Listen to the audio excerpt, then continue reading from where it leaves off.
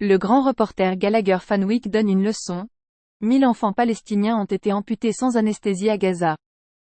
De journalisme à Laura Magaverio en plein direct sur le plateau des _LCI alors que le débat sur LCI était focalisé sur le projet de l'occupation israélienne de déporter les Palestiniens de Gaza en Afrique, la journaliste controversée du Parisien Laura Magaverio tente d'étouffer le sujet en affirmant que les pays arabes étaient satisfaits de voir Israël raser la bande de Gaza, un hors-sujet rapidement recadré par la professeure présentatrice Émilie Broussellux et qui va pousser Gallagher Fanwick à donner une leçon de journalisme à Gaverio en rappelant la réalité des massacres de l'occupation israélienne à Gaza. J'aimerais qu'on prenne un petit peu de champ et qu'on regarde l'ensemble de la région. Moi j'ai eu la chance d'être correspondante à Dubaï pendant 2 ans avant que cette guerre n'éclate et donc la diplomatie arabe je l'ai bien pratiquée ces dernières années, que ce soit à Riyad, que ce soit à Dubaï, que ce soit à Doha c'est une chose, mais pour ce qui et l'axe Riyad-Dubaï, je peux vous assurer qu'aujourd'hui on est bien content que les Israéliens se débarrassent du Hamas. Je peux vous dire que là l'opération militaire qui est en train d'être menée à Gaza, ça arrange à Riyad et ça arrange à Abu Dhabi, mais là on parlait pas de l'extermination du Hamas, on parlait de l'expulsion des Gazaouis. La question qu'on se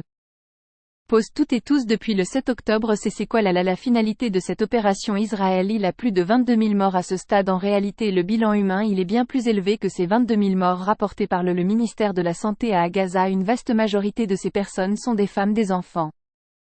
Le représentant permanent de la Palestine auprès de l'ONU nous dit que depuis le 7 octobre 1000 enfants palestiniens ont été amputés sans anesthésie à Gaza. On a une population qui est soumise, elle était déjà un siège, un blocus doublement imposé par l'État hébreu et l'Égypte et qui est soumise à une punition collective.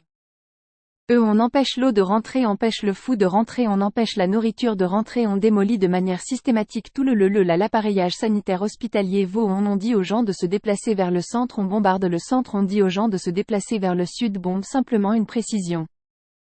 La frappe menée au Liban démontre également sa capacité à effectuer des frappes chirurgicales, mais ce n'est pas le cas à Gaza car l'opération n'a pas atteint ses objectifs officiels, comme la condamnation de Benjamin Net à des ministres qui ne sont pas des ministres de l'humeur et des concombres.